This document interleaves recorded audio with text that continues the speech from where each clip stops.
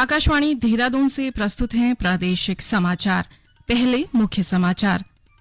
लोकसभा चुनाव के पहले चरण के लिए नामांकन पत्र दाखिल करने का आज अंतिम दिन। प्रदेश में घर घर जाकर पोस्टल बैलेट के माध्यम से मतदान प्रक्रिया 8 अप्रैल से शुरू होगी। निर्वाचन आयोग ने सभी राज्यों के मुख्य निर्वाचन अधिकारियों को गर्मी के मद्देनजर मतदान केंद्रों पर पेयजल, छाया सहित न्यूनतम बुनियादी सुविधाएं उपलब्ध करवाने को कहा। प्रदेश में यातायात व्यवस्था को बेहतर बनाने के लिए मुख्य मार्गों पर रैलियों तथा जुलूसों पर प्रतिबंध लगाया जाएगा। और चंपावत जिले का प्रसिद्ध मां पूर्णागिरि मेला शुरू। नमस्कार, दोपहर समाचारों के साथ मैं व्याख्या चंदोला। और अब समाचार विस्तार से। लोकसभा चुनाव के पहले चरण के लिए नामांकन पत्र दाखिल करने का आज आखिरी दिन है। उत्तराखंड की 5 सीट पर कल शाम तक कुल 26 उम्मीदवारों ने अपने नामांकन पत्र भर लिए हैं। आज भाजपा, कांग्रेस, बसपा सहित निर्दलीय उम्मीदवार अपने नामांकन पत्र भरेंगे। कल नामांकन पत्रों की जांच की जाएगी और 30 मार्च तक नामांकन वापस लिए जा सकेंगे। राज्य की 5 लोकसभा सीट पर पहले चरण में 19 अप्रैल को मतदान होगा। परिणामों की घोषणा 4 जून को होगी। राज्य में घर घर जाकर पोस्टल बैलेट के माध्यम से मतदान की प्रक्रिया को 8 अप्रैल से पहले चरण में 3 दिन के लिए शुरू किया जाएगा। यदि कुछ मतदाता इन तिथियों में अपने घर में उपलब्ध नहीं हो पाएंगे तो ऐसे मतदाताओं के लिए 10 अप्रैल 2024 के बाद से दूसरा चरण शुरू किया जाएगा। अपर मुख्य निर्वाचन अधिकारी विजय कुमार जोगदंडे ने कहा कि प्रदेश में लोकसभा चुनाव के दौरान मतदान प्रक्रिया को आसान बनाने के लिए व्यवस्थाएं की जा रही हैं। राज्य में 85 वर्ष से अधिक की आयु वाले मतदाताओं के लिए घर घर जाकर मतदान की व्यवस्था सुनिश्चित की जा रही है।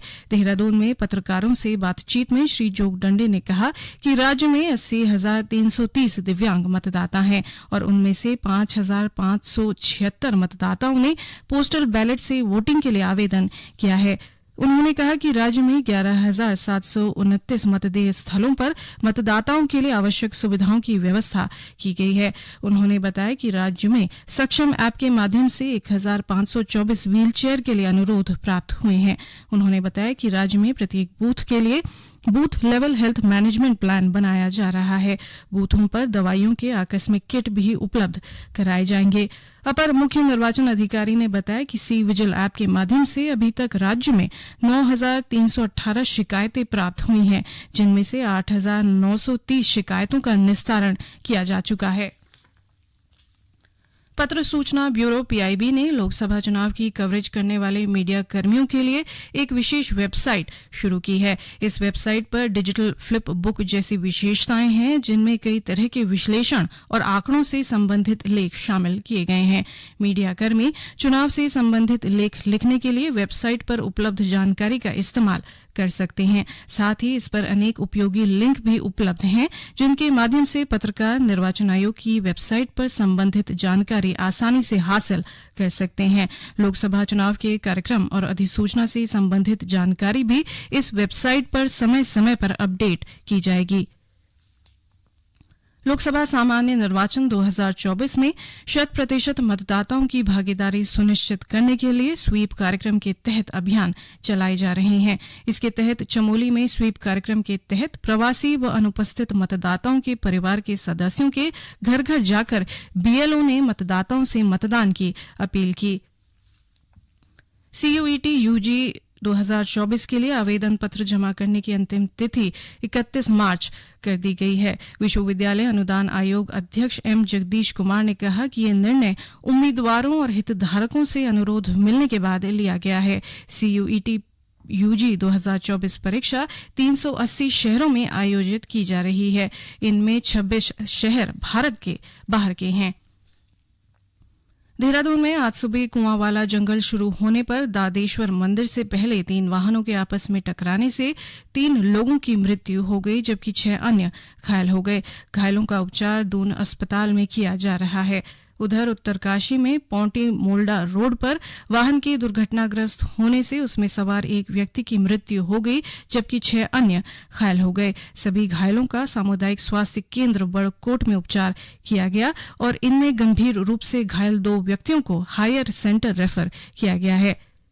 ये समाचार आकाशवाणी के देहरादून केंद्र से प्रसारित किए जा रहे हैं।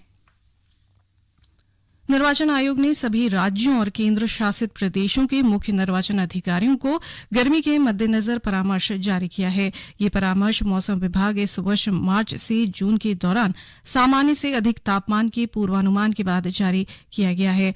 आयोग ने गर्मी के प्रभाव को कम करने के संबंध में राष्ट्रीय आपदा प्रबंधन प्राधिकरण के निर्देशों को साझा किया है। प्राधिकरण ने गर्मी के प्रभाव को कम करने के लिए लोगों को विशेष रूप से दोपहर 12 बजे से 3 बजे के बीच बाहर न निकलने की सलाह दी है।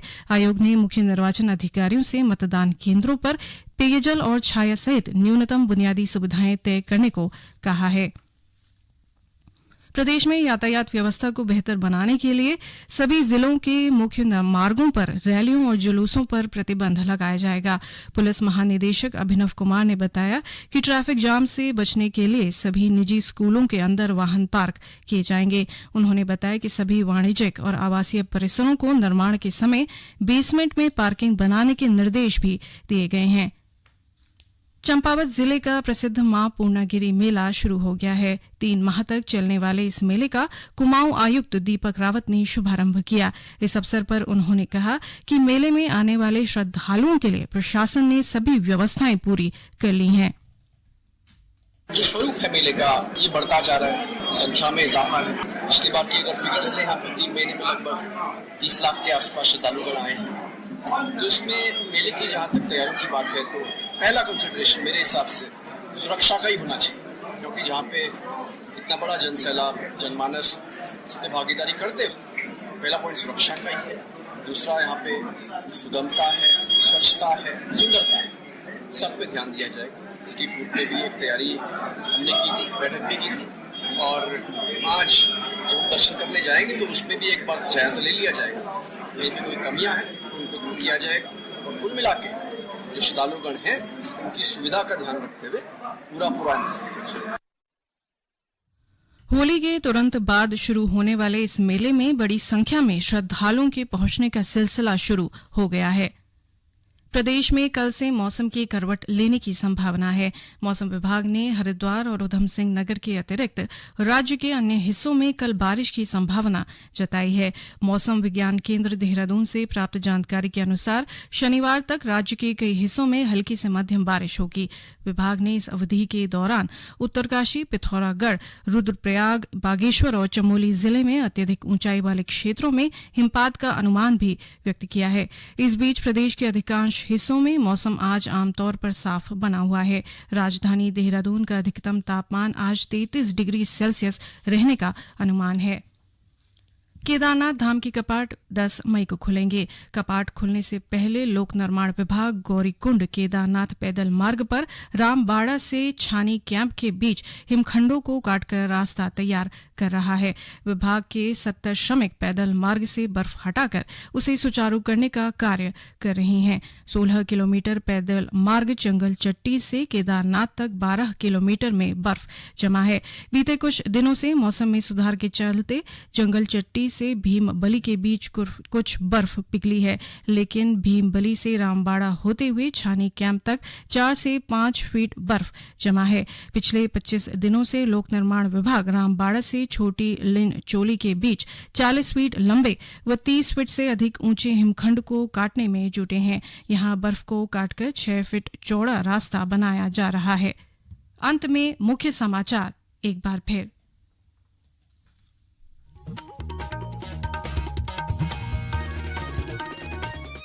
लोकसभा चुनाव के पहले चरण के लिए नामांकन पत्र दाखिल करने का आज अंतिम दिन। प्रदेश में घर घर जाकर पोस्टल बैलेट के माध्यम से मतदान प्रक्रिया 8 अप्रैल से शुरू होगी। निर्वाचन आयोग ने सभी राज्यों के मुख्य निर्वाचन अधिकारियों को गर्मी के मद्देनजर मतदान केंद्रों पर पेयजल, छाया सहित न्यूनतम बुनियादी सुविधाएं उपलब्ध करवाने को कहा। प्रदेश में यातायात व्यवस्था को बेहतर बनाने के लिए मुख्य मार्गों पर रैलियों तथा जुलूसों पर प्रतिबंध लगाया जाएगा। और चंपावत जिले का प्रसिद्ध मां पूर्णागिरि मेला शुरू। इसके साथ ही प्रादेशिक समाचार का ये बुलेटिन समाप्त हुआ। नमस्कार।